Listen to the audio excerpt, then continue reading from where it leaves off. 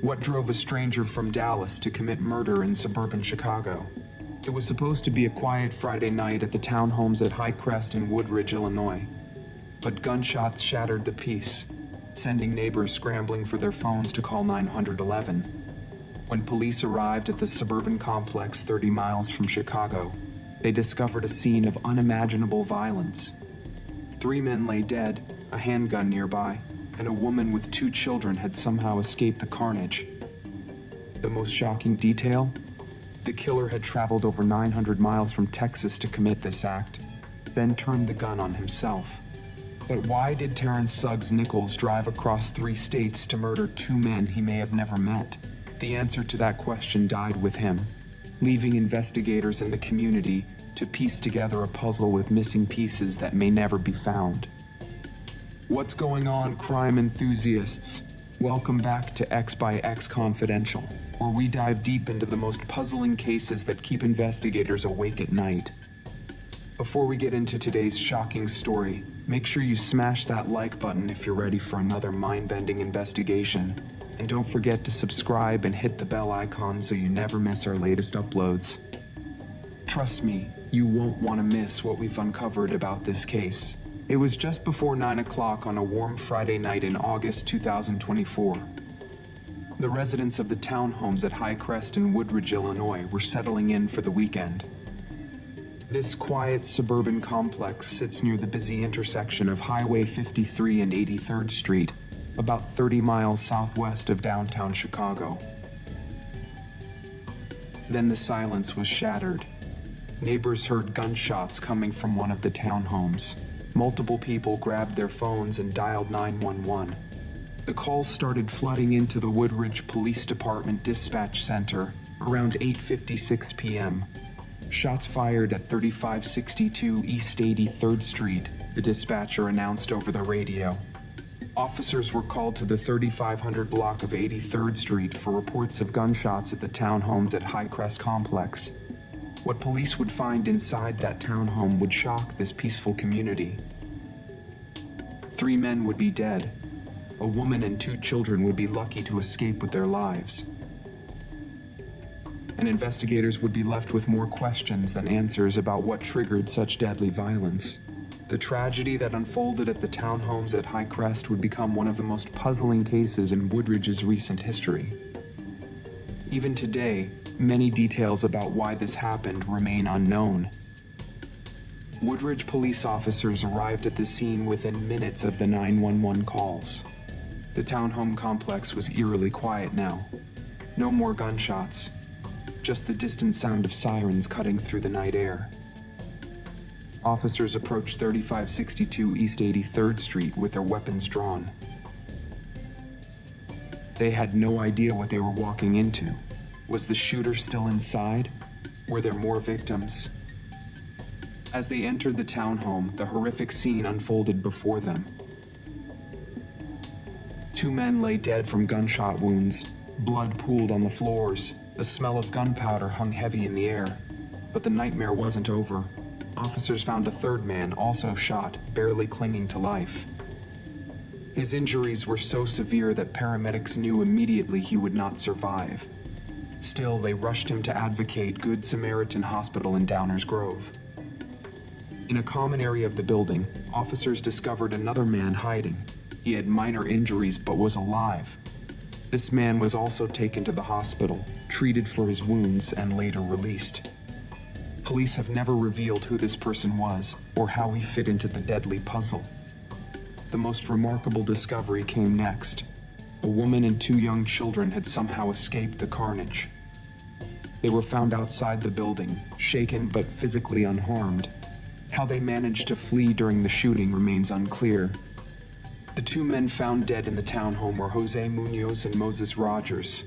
Munoz was 36 years old and lived in nearby Romeoville, Illinois. Rogers was 29 and called Woodridge his home. But who were these men? What brought them to this townhome on that deadly Friday night? Police have released almost no information about their backgrounds or their relationship to each other. Jose Munoz lived just 15 minutes away in Romeoville. Moses Rogers was local to Woodridge, Did they know each other well? Were they friends, business partners, family members? The police have not said. What investigators do know is that both men died from gunshot wounds. The DuPage County Coroner's Office identified them, but even the coroner has not released the official cause and manner of death as the investigation continues. The lack of information about these victims makes this case even more mysterious. In most murder cases, understanding the victims helps explain the motive. But in this tragedy, the victims remain largely unknown to the public. Their families are left to grieve, while the world wonders what brought their loved ones to this terrible end. As crime scene technicians processed the bloody townhome, Woodridge Police Chief Tom Stephenson faced the media. The veteran chief had seen violence before, but this case was different. "We believe this was an isolated incident," Stephenson told reporters. "There is no ongoing threat to the public." But those reassuring words couldn't answer the burning questions. What happened inside that townhome? Who was the shooter? And why did this violence erupt on an otherwise quiet Friday night? Investigators found a handgun at the scene. This weapon was believed to be what killed the two victims. But the gun raised more questions than it answered. Who owned it? How did it end up at the scene? The third man found shot in the townhome was still alive when officers arrived, but barely. He had suffered a gunshot wound to the head. Paramedics worked frantically to save him as they rushed him to the hospital. At Good Samaritan Hospital, doctors fought to keep the man alive, but his injuries were too severe. Police knew he wouldn't survive, and they were right. Early in their investigation, police began to suspect this third man was not another victim. They believed he was the shooter, but they kept this theory quiet as they gathered evidence. The woman and children who escaped were interviewed by detectives. What they told police has never been revealed. Were they witnesses to the shooting? Did they know the shooter? Their testimony could hold the key to understanding this tragedy. On Saturday evening, August 10th, 2024, the third man died at Advocate Good Samaritan Hospital. Now police could reveal what they had suspected all along. The dead man was Terrence Suggs-Nichols, 35 years old, from Rowlette, Texas. He had traveled over 900 miles from his home near Dallas to commit this act of violence in suburban Chicago. Police confirmed that Suggs-Nichols was the shooter. After killing Jose Munoz and Moses Rogers, he had turned the gun on himself. The wound to his head was self-inflicted. But this identification only deepened the mystery.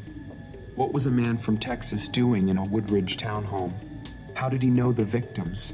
What drove him to travel across 3 states to commit murder? The answer to these questions remains unknown. Police have never revealed any connection between Suggs-Nichols and his victims. They have not explained what brought him to Illinois or what triggered his deadly rampage. Was this a planned attack?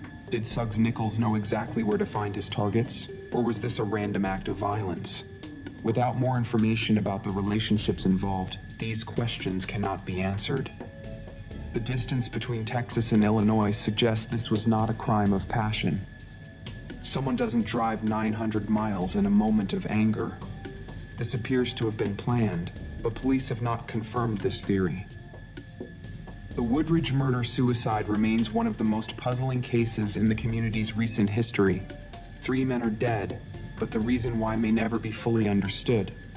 Police Chief Tom Stephenson has said the violence was not random, suggesting the shooter specifically targeted his victims. But he has not explained how he reached this conclusion or what evidence supports it.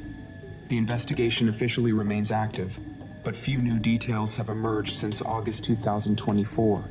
The DuPage County Coroner's Office has still not released official causes of death, citing the ongoing investigation.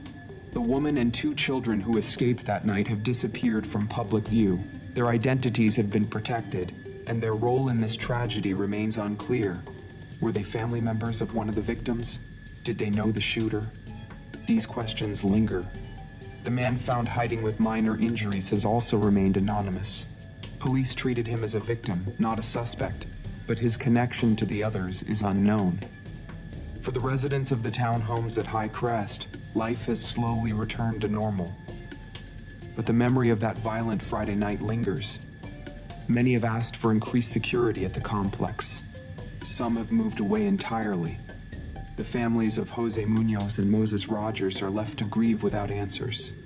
They may never understand why their loved ones died, or what brought Terrence Suggs-Nichols into their lives with such deadly consequences. In the end, this case serves as a reminder that some acts of violence defy explanation. 3 men died in a suburban townhome, but the truth about why may have died with them. The investigation continues, but time is running out for answers. As months pass, witnesses forget details, evidence grows cold, and the chance of solving this puzzle grows smaller.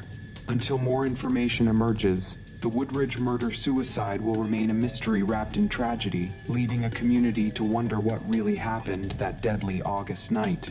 Thank you so much for watching another episode of X by X Confidential. I hope you found this investigation as compelling and mysterious as we did while researching it. These cases remind us that sometimes the truth is more elusive than we'd like it to be. If you enjoyed this deep dive into the Woodridge murder-suicide, please smash that like button and subscribe for more true crime investigations. Hit the bell notification so you're the first to know when we release our next video. Before you go, I have to ask, what do you think really motivated Terrence Suggs-Nichols to drive 900 miles from Texas to commit this act of violence? Do you believe there was a connection to the victims that police haven't discovered? Or was this truly a random act? Drop your theories in the comments below. I read every single one, and your insights often help piece together these puzzles. Until next time, stay safe out there, and remember, the truth is always worth pursuing.